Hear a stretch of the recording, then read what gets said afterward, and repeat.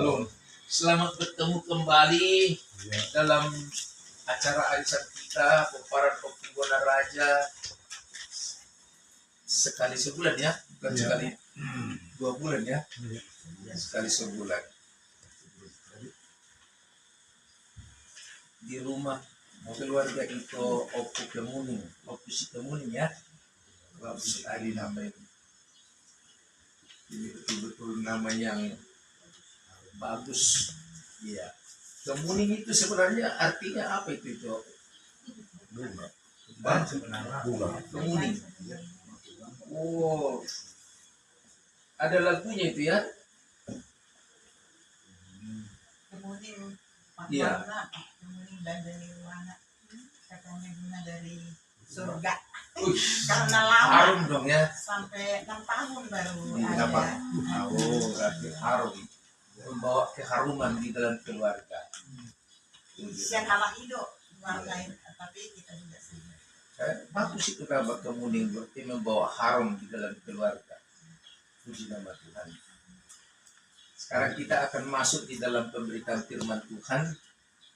Bapak Ibu Saudara kekasih di dalam Tuhan, kalau bulan yang lalu kita telah mendengar firman Tuhan yang disampaikan oleh Amang Sintua di rumah keluarga Putresia. Masih ingat ya firman Tuhan minggu yang lalu, bulan yang lalu tentang perempuan Kanan, yaitu wanita Siropenesia. Ya, Siropenesia yang mempunyai iman dan rendah hati. Masih ingat cerita itu ya?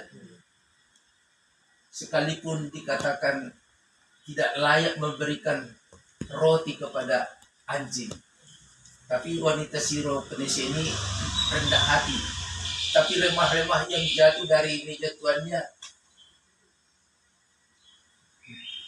bisa dimakan. Iya. Jadi ini menunjukkan apa? Kerendahan hati dan ada iman.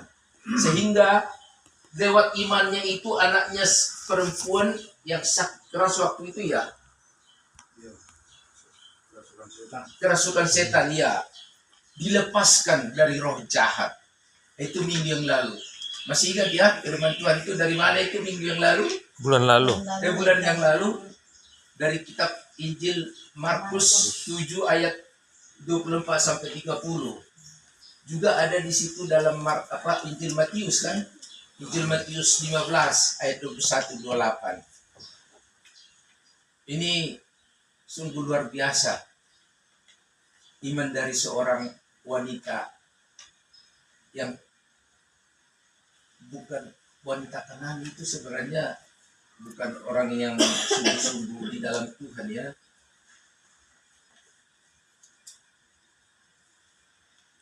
Nah, hari ini kita akan melihat lagi cerita tentang seorang pimpinan sinagog, pemimpin sinagog. Mungkin sudah pernah mendengar ini ya. Cerita pemimpin sinagog di mana putri tunggalnya satu-satunya sakit keras dan hampir mati. Dan oleh imannya disembuhkan oleh Tuhan Yesus. Dan juga di dalam cerita ini nanti ada juga seorang wanita miskin, janda miskin, mempunyai masalah penyakit yang menurut orang Yahudi adalah penyakit apa? Kotor, penyakit najis. Apa itu penyakit itu?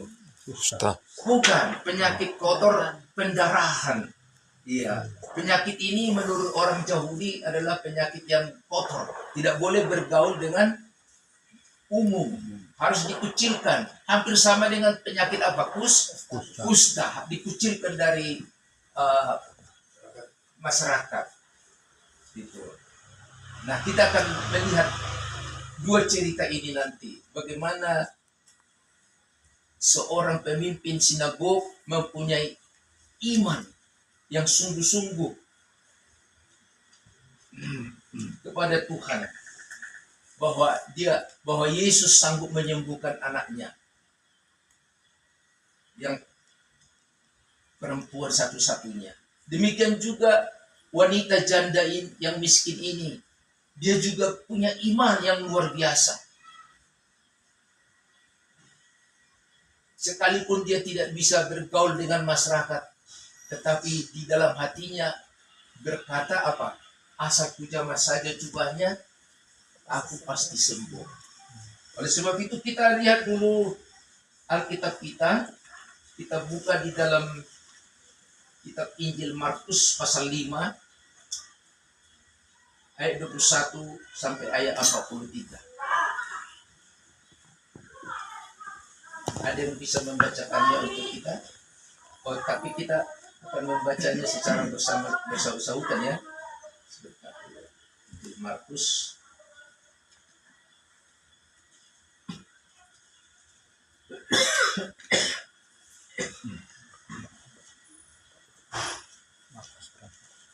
Markus berapa?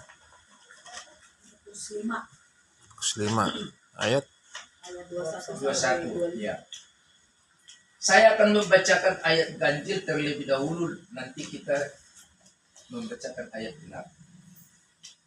Yesus membangkitkan anak Jairus dan menyembuhkan seorang perempuan yang sakit pendarahan. Sesudah Yesus menyeberang lagi dengan perahu, orang banyak berbondong-bondong datang lalu mengurumuni dia, sedang ia berada di tepi danau. Ayat 22. Datanglah seorang kepala rumah ibadah yang ketika ia melihat Yesus berlari dan memohon dengan sangat kepadanya, anakku perempuan sedang sakit, hampir mati. Datanglah kiranya dan letakkanlah tanganmu atasnya, supaya ia selamat dan tetap hidup. Lalu pergilah Yesus kepada orang itu. Orang banyak berbondong-bondong mengikuti dia dan berdesak-desakan di dekatnya. Adalah di situ seorang perempuan yang sudah 12 tahun lamanya menderita pendarahan. Ia telah berulang-ulang diobati oleh berbagai tabib sehingga telah dihasilkannya. namun sama sekali tidak ada faedahnya, malah sebaliknya keadaannya makin memburuk. Dia sudah mendengar berita-berita tentang Yesus. Maka di tengah-tengah orang banyak itu ia mendekat Yesus dari belakang dan menjamah jubahnya. Sebab katanya, asal ku jamah saja jubahnya, aku akan sembuh. Seketika itu juga berhentilah pendarahannya dan ia merasa bahwa badannya sudah sembuh dari penyakitnya. Pada ketika itu juga Yesus mengetahui bahwa ada tenaga yang keluar dari dirinya. Lalu ia paling di tengah orang banyak dan berkata, siapa yang menjamah jubahku? Murid-muridnya menjawab, engkau melihat bagaimana orang-orang ini berdesak-desakan dekatmu, dan engkau bertanya, siapa yang menjamah aku? Lalu ia memandang sekelilingnya untuk melihat siapa yang telah melakukan hal itu.